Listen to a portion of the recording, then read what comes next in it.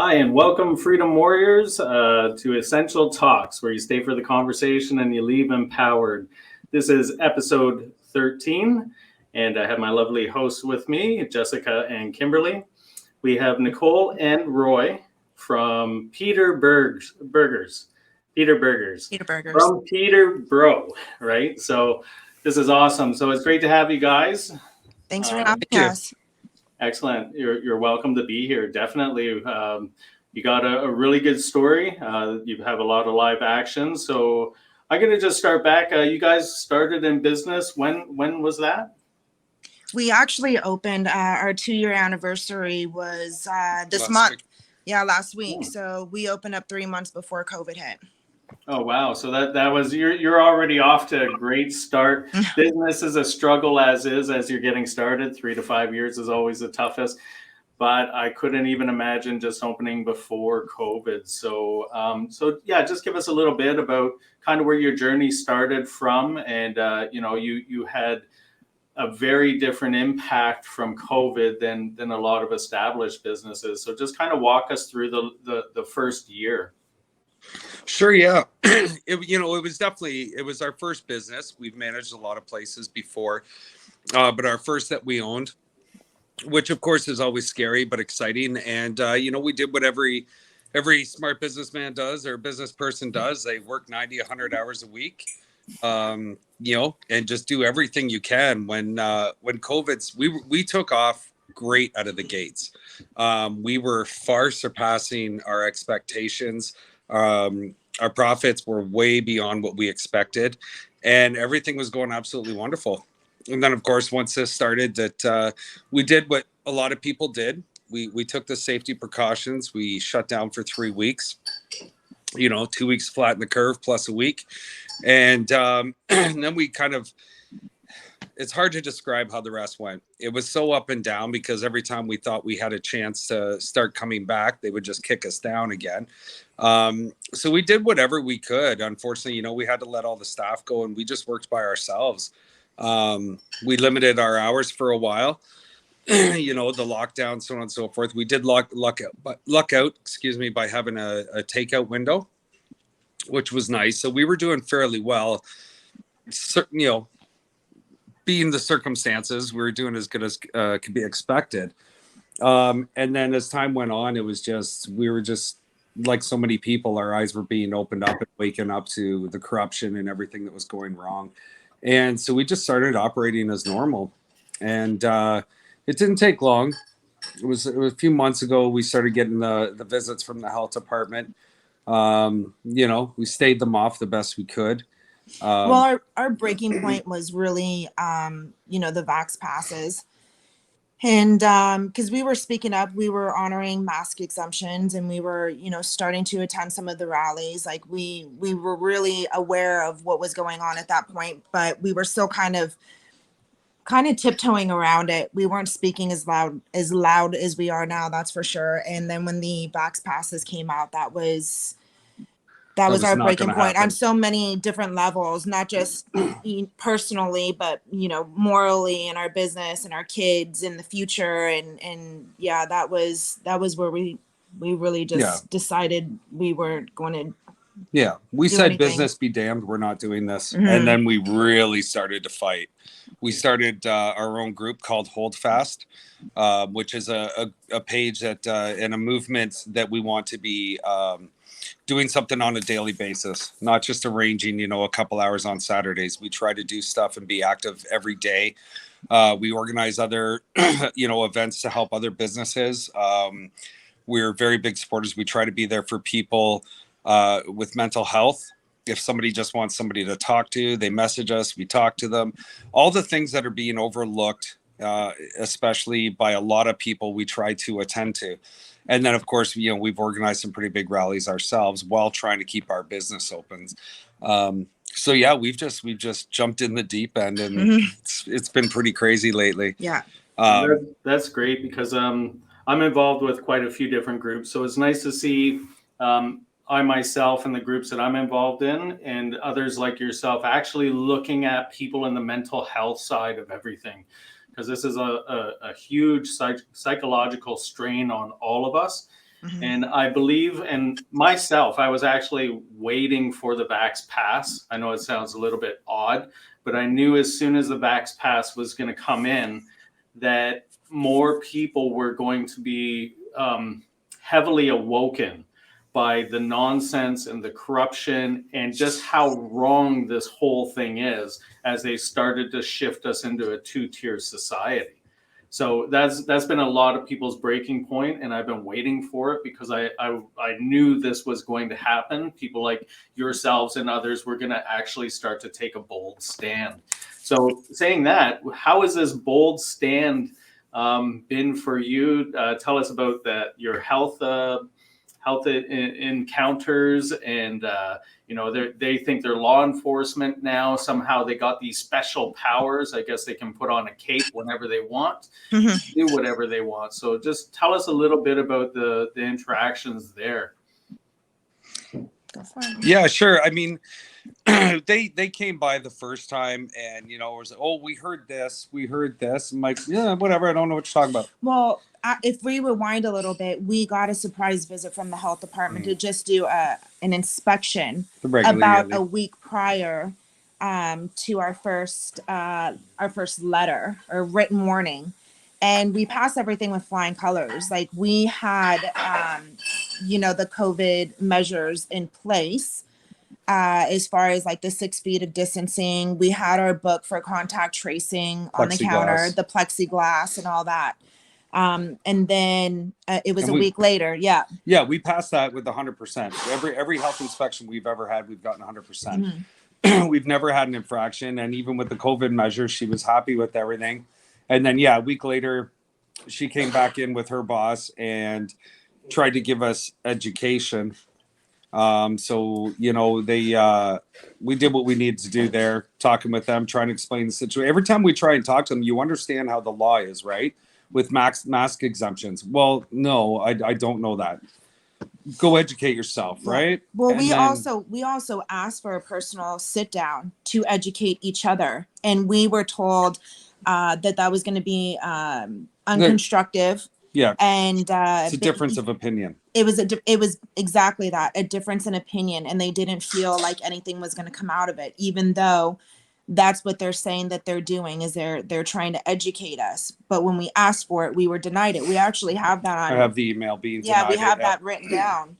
The exact words were, I'd like to have a sit down face to face with you and your bosses to help educate and to maybe find a better way to keep people safe as well as save small business, was my exact words. And I have it that we're denying your request. Yeah. It's like, wow, okay, cool. So you don't care. But anyway, so yeah, it wasn't long after that we got our first written warning.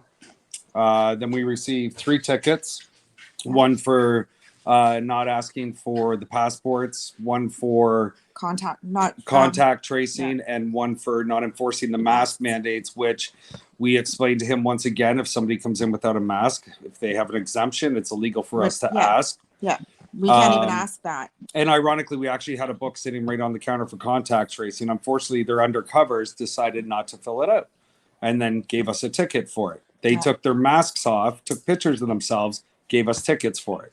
And we explained this to the health inspector when he served us the ticket. I have it on video. I said, we have the book on the counter. Come in and I'll show you. And he denied it. He said no. Wasn't interested. Yeah. That's entrapment. Yeah. So and he actually tried to serve me at our personal home. Yeah, he went to our house first. Mm-hmm. And because our daughter's boyfriend said there's some guy here from the health department. Yeah. So we quick ran to the shop and waited for him, because I was like, why were you at my house? You don't have jurisdiction there. You have no reason to be on my private property. They had served me at my home too, actually. That's funny, for the summons at my apartment. And I was just like, what are you doing here? This is like my safe zone. You're not allowed to be here. Yeah. And yet, flanked by 2 police officers, they actually put their thumb on the keyhole, or the eye hole. Yeah. It was insane. So that's I'm so sorry to hear that, you guys. Yeah, it's horrible. So we got the 3 written warnings, and then 3 tickets. 3 tickets, sorry. And then we got eventually a cease and desist order from the health unit's lawyers.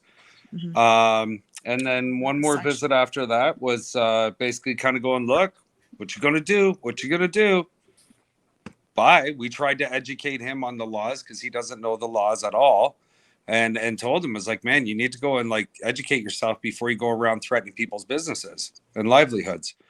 And yeah, that's the last we've seen of him. We've heard of a few tips and a few rumors. We got the section 22, yeah, which they didn't bring. They had somebody serve us, and they were banging on. Our daughter was home alone, and they were banging on the door so hard she was terrified. She was calling. I was on the phone with her, and she's like, "Mom, there's a man at the door. He won't go away." And I could hear him on the phone as I was driving home, literally banging on the door and ringing the doorbell, like not a one ding. It was like ding, ding, ding, ding, ding, bang, bang, bang, bang, bang. And it was a solid like 10 minutes. And it was brutal. And we didn't know who it was, right? I'm like, what does he look like? Is it the health inspector? And she's like, no, it was some stranger. And we were like, is it a hater? Found where we live, like what's going on? And we were freaked out pretty good. Yeah, my 17-year-old daughter here by herself, and a man's banging at the door. I actually followed him. I got home in time. He was circling the neighborhood, and she had taken a picture of his truck through the window and sent it to me. And then I had seen the truck circling the neighborhood, and I followed him about 5 blocks up the road until he pulled over and realized I was following him. And I pulled up beside him. He's like, Nicole. And I was like, I have this for you. And then he served me. And I was like, oh, man. Wow. I mean, like, at what point does that become harassment? You know, you can't ring on people's doors that aggressively. You can't be knocking like that, especially for 10 minutes. Like, that's just ridiculous. So yeah, Yeah. At that point, it's just like basically pressing charges for harassment. Honestly. Like, yeah.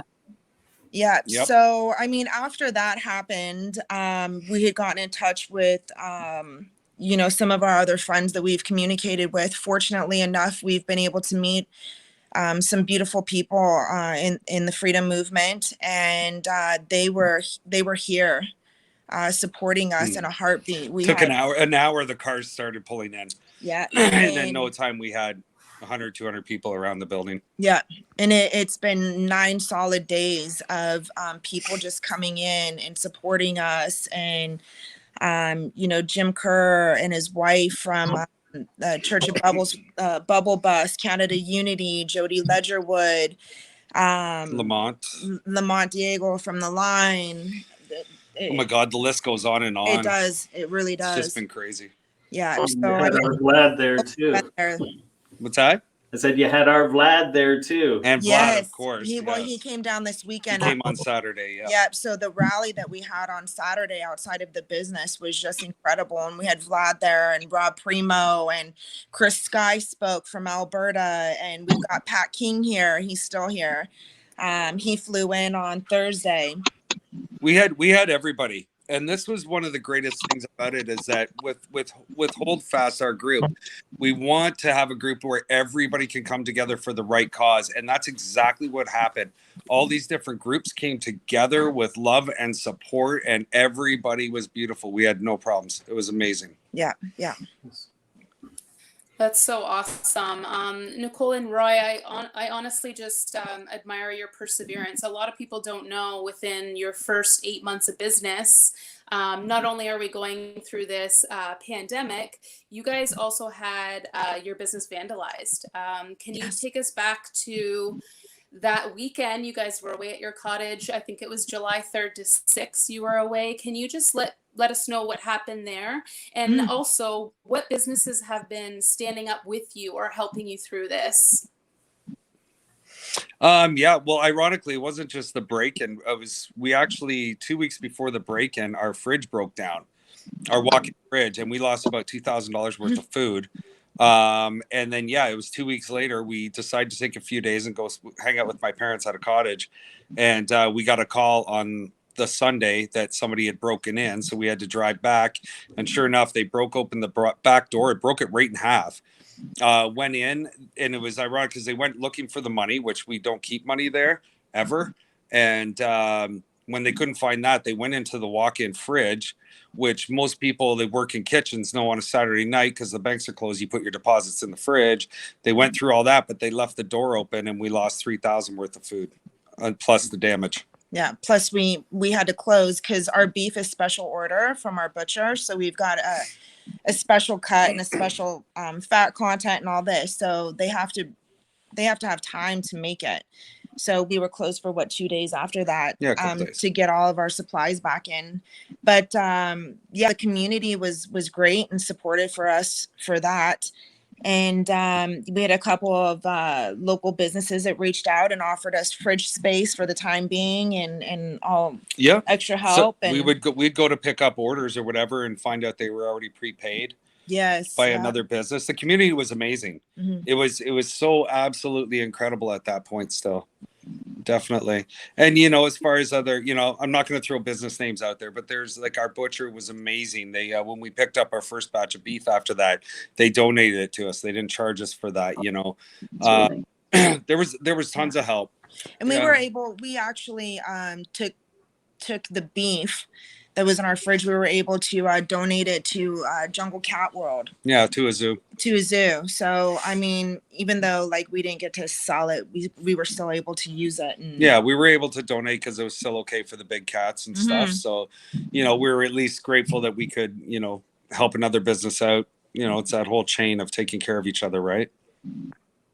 Yes, that's awesome that you guys are able to do that. And not a lot of people in the moment, I think, would think of how to try to turn a situation like that to at least have some sort of a silver lining. And that's fantastic that you guys are able to kind of think on your feet like that, and that the community was able to come together like that. That's, especially in these times, most people think that people are becoming just too individualistic and not enough people are banding together, but businesses know what it's like to struggle, and they can and they will help each other if it really comes down to it, especially in smaller communities. Like Peterborough is not a huge area. It's pretty big on the other side of Toronto, but still, like it's small enough that it's just really nice to see that that's still a thing.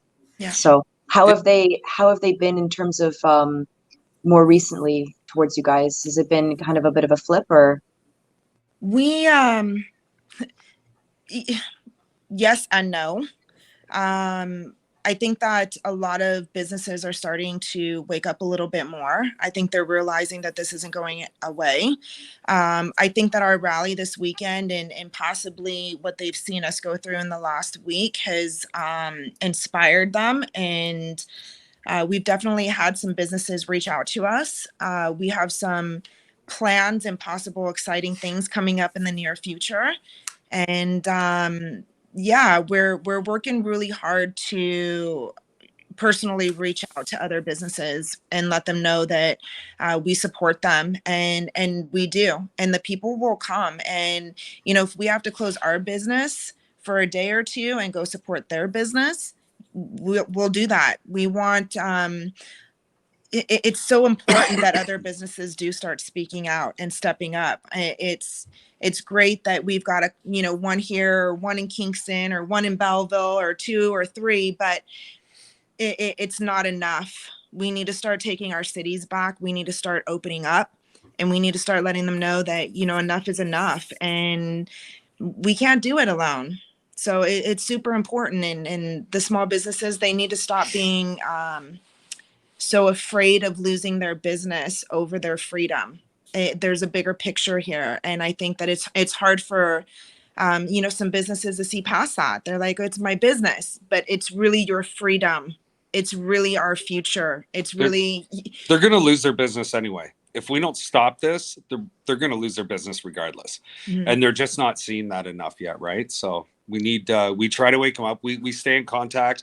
We have some business owners at the restaurant owners call us, you know, hey, how's things going? What's going on? Yeah. Things are going great. To know. This is awesome. So much support. Biggest sales we've ever had. And that's tickets true. Are getting thrown out, and it's all true, but they need to hear this, and they need to know and make them go, okay, all right. So, you know, maybe they need that lead, the same lead that we needed from some of the leaders before us, you know, and it's, we just want to support them and have their backs. That's right.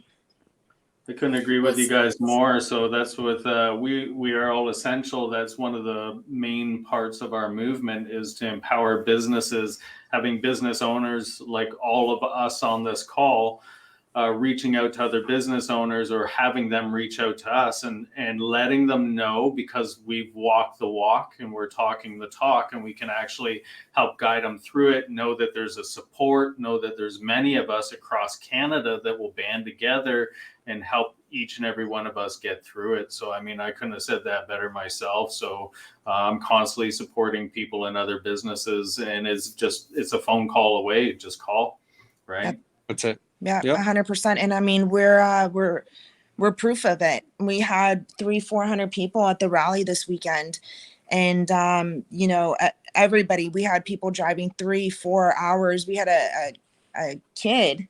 A kid walked 2 hours. He walked 2 hours. 2 hours. Put on his hiking backpack, and he said, "I seen you guys live, and I had to come down and be a part of this." And he'd walk 2 hours. Just to come down to the rally and witness it himself. So, and we've got people messaging us. Like, we did close down our shop for a couple of days. We had to regroup. We were, you know, pretty tired, and, you know, we're only human, and this is the first time we're experiencing this. So mistakes were being made on our end in certain aspects. And, you know, there were so many hands in the pot and so many people coming to film and live streams, and, you know, it just kind of went crazy, and we started to get a little whirlwind by it. And so we did close the shop for a couple of days. Like I said, we regrouped, and we're back at it tomorrow. We're opening for regular operating hours tomorrow, 11 to 7, and we will continue to do so until we're not. If that happens, I don't know, but yeah.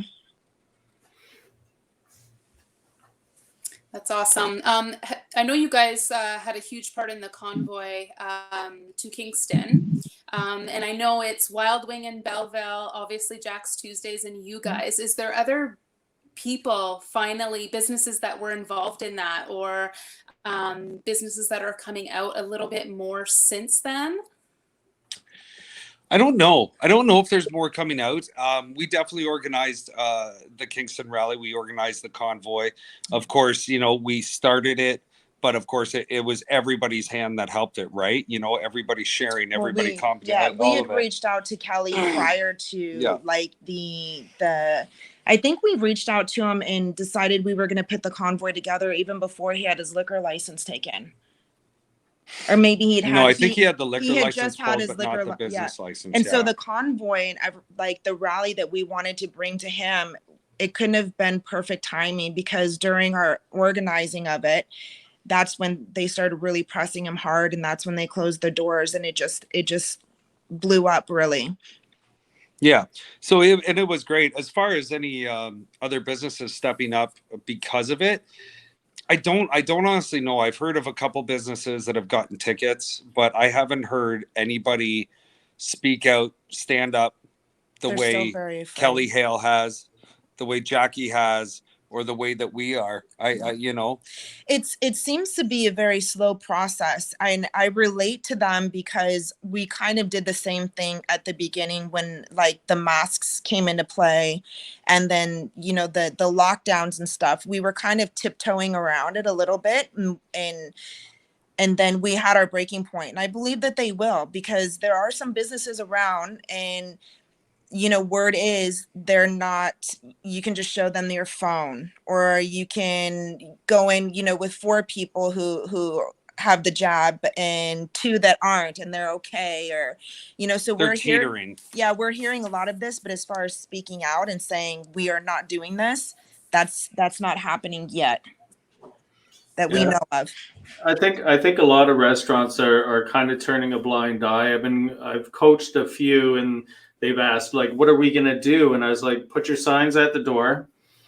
And because literally this Vax Pass is a strong recommendation by the health board. It's not regulation. It's not a mandate. So it's just, they're strongly recommending it. So I don't understand how they can fine you over it. But anyways, I tell them, just put your sign at the door. And they're like, okay. So then I have to ask, I was like, the ones with a Vax pass are going to show it to you. Everyone else will ask you. And if they're like, do I need oh, come on in, let's have a seat. You know, we don't discriminate here. And it's just a very easy, simple way. And the way I look at it is easing somebody into kind of standing up. Sometimes you have to do it that way. The same as individuals that are ready to go without a mask. So I'll tell them, go into the store that you know won't bother you. And then once you get used to that, start to go into the other stores and so on, right?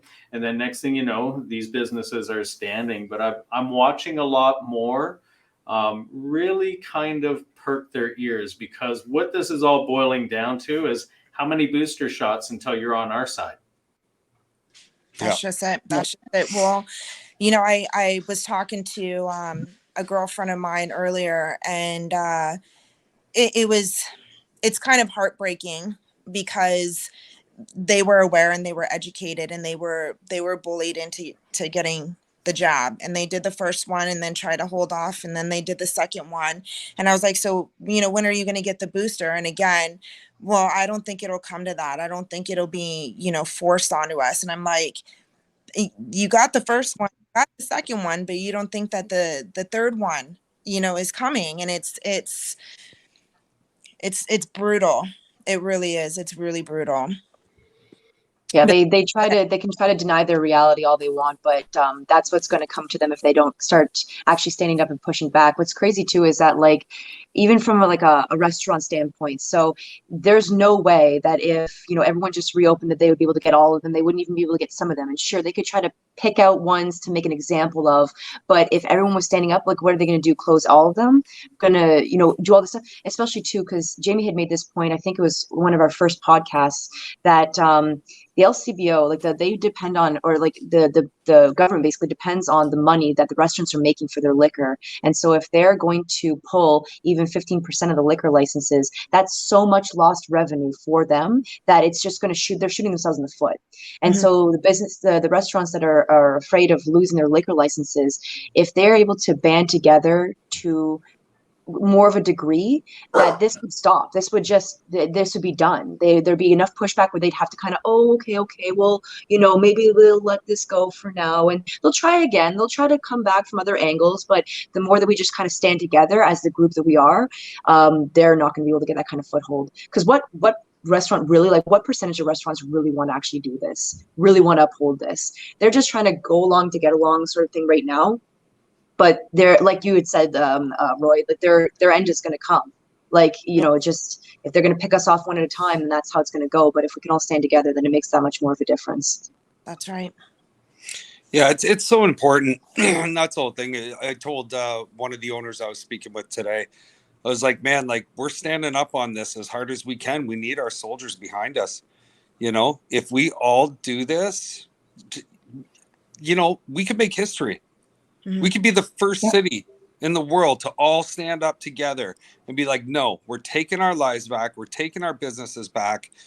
We're taking our world back. We, like, put that into your head. Just think about that for a second. I can't wrap my head around how people aren't seeing that if you just said no, you know, a year ago, 6 months ago, a year and a half ago, we wouldn't be here. Like, we are funding the government. Like, we're paying them to do this to us, and you're still just saying, well, you know, hemming and hawing about it. Like, we have the power, but we all have to stand together to claim that power. I don't understand. And so many people, I mean, if you went around and you asked everybody in Canada if they really wanted to get the jab, I can almost guarantee that more than half of those people would be, oh, I didn't want it, but I wanted to travel, or I didn't want it, but I wanted to keep my job, or I didn't want it because I wanted to be able to see my kid play hockey.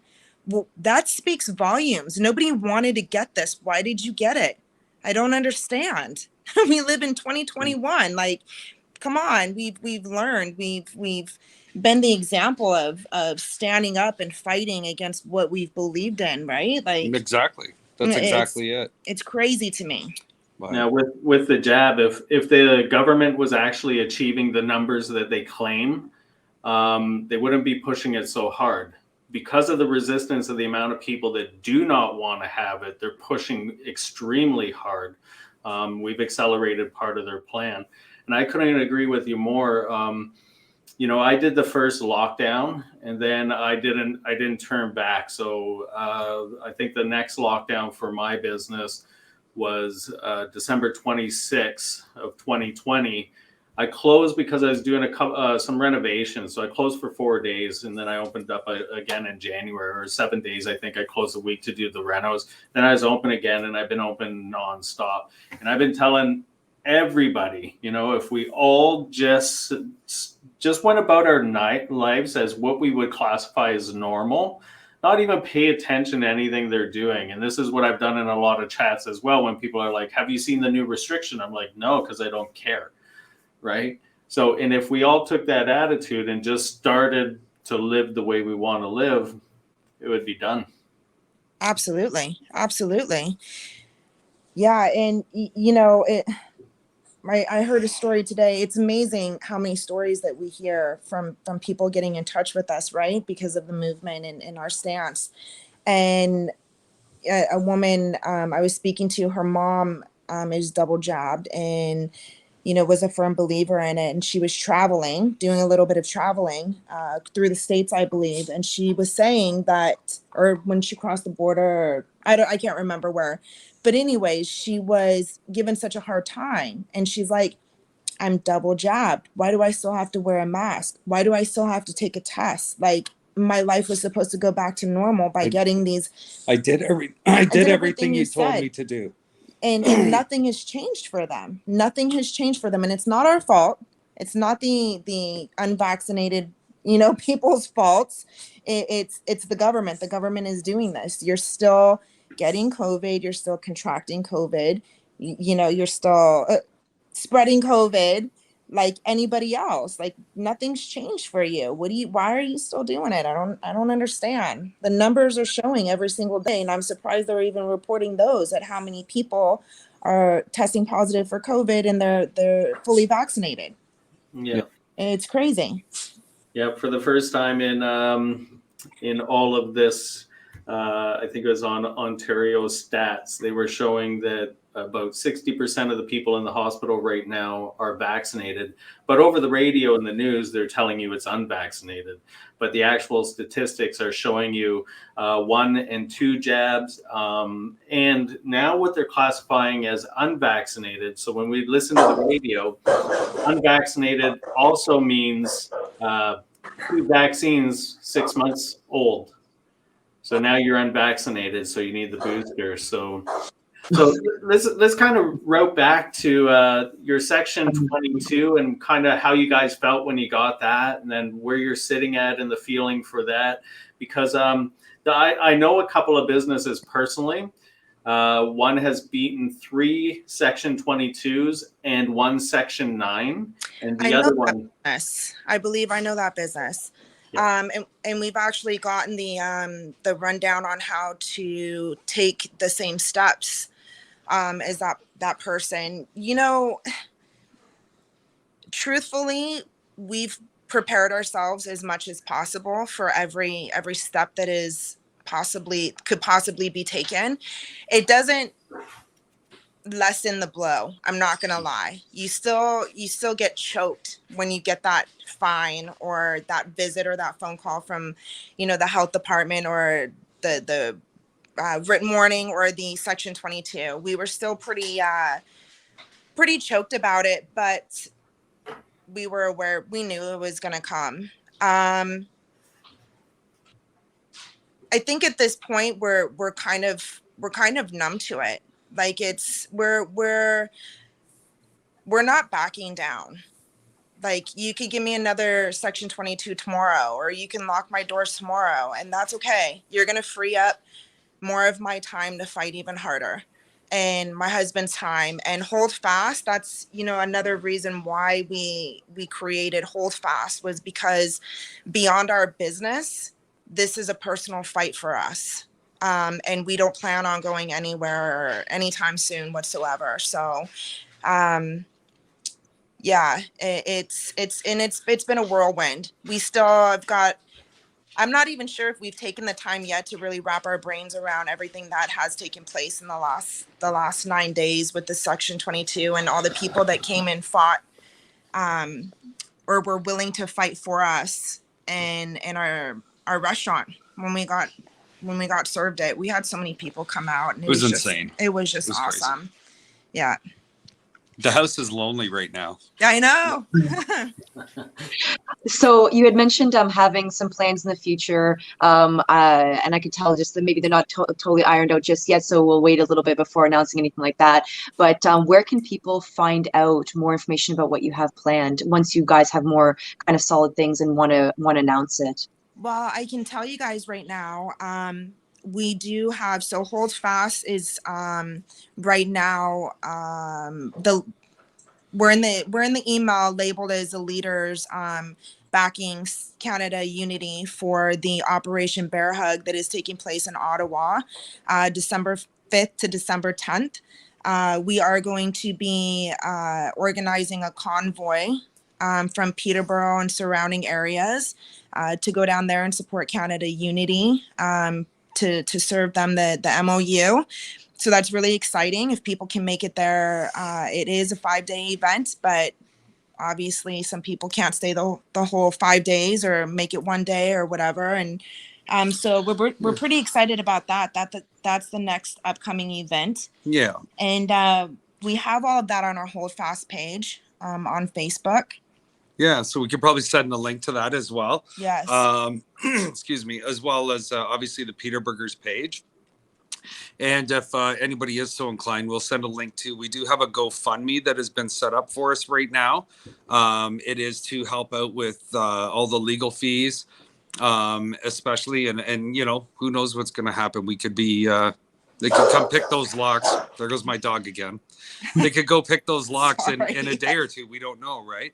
So we do have a GoFundMe, but that's what it's going for.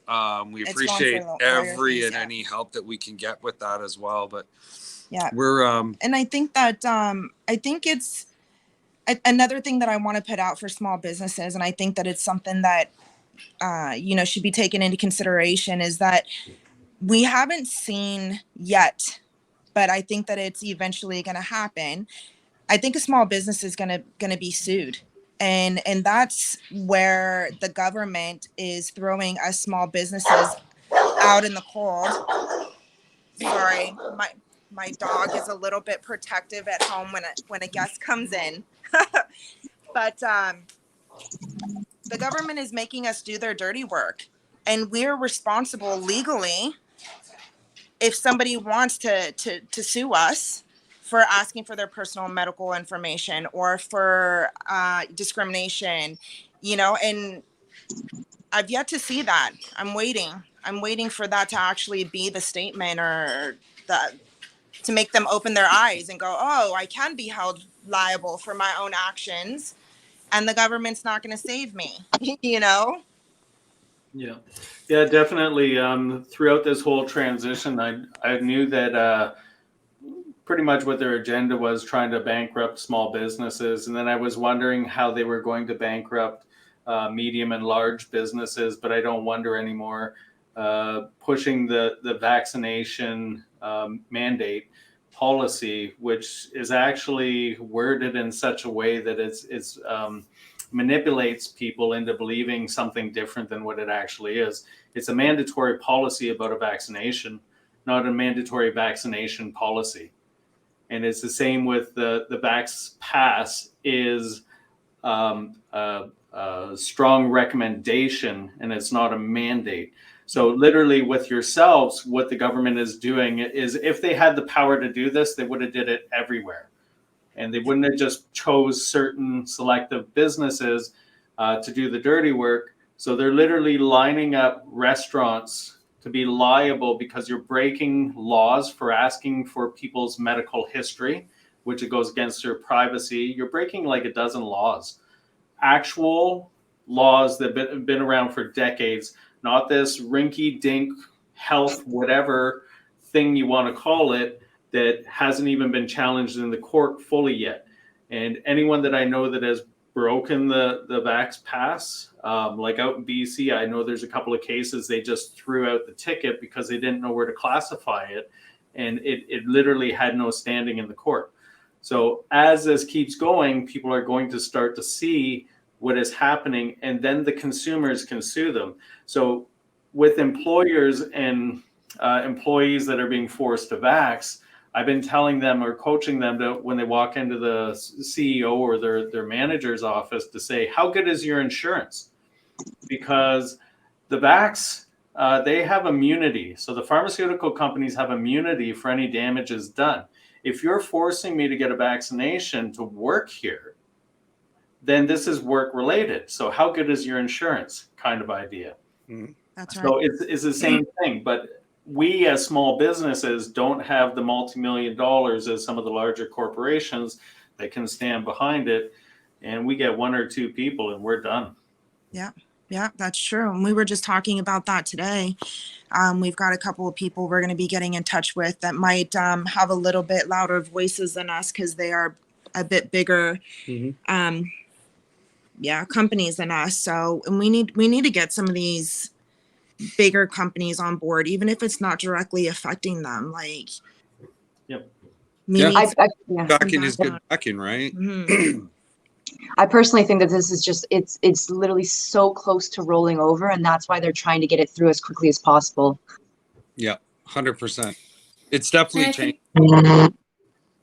I think we need to remember that there are trillions of viruses in our bodies and in our environment every single day. So there's always going to be a new variant. There's always going to be a reason to try and lock us down. And we all know that has done more damage than any virus itself. So I think we're kind of in a long haul here of it. But thank you so much for joining the three of us and taking a stance with this, and hopefully more people do, because I think it's going to get a little worse before we have a bigger awakening, and maybe that's what we need. But I agree. I think there's going to be a business that is going to be sued one day, and the tide is just going to change a little bit. So it's just a matter of time. But totally. Thanks for being here, you guys. Thanks so much for having us. It was a pleasure. Yeah, thank you so much. Yes, great. Thanks for taking the time and going through everything. I know that, like you guys said, that it's been a long, awesome, but tiring 9 days. And even before that point, everything that you've been pushing through, and the strength that it takes to do that. So you guys definitely have a well-deserved break, hopefully in the next little bit, or at least be able to take it a little bit easier. But yeah, hopefully we can catch up with you guys maybe in a couple months and see kind of where things are at and what you've been up to, and hear some more great news. Absolutely. We'll send those links to you, and we'll definitely keep you informed. Yep, definitely. Awesome. Thanks. So this has been a great episode. We get to hear from live business owners doing business stuff, resisting this whole nonsense of what's happening, or the pandemic or plandemic or whatever you want to call it. But it's nice to see when businesses are standing up, and they're leading the path, cutting the path for others to follow. So any business owners out there that are watching, don't be shy. Stand up, start marching with us. Let's cut this path together. Again, we are part of We Are All Essential with our podcast here, and we encourage everybody and anybody to join We Are All Essential. You can register your business. If you don't have a business, come and volunteer with us. The more hands, the more shoulders we have, the merrier. The only way we're going to get through this is once we all start putting our differences aside and start sticking together and walking through in unity. So that's how we're going to win. So thank you for hanging with us. And until next time, we'll see you later. Thank you. Bye.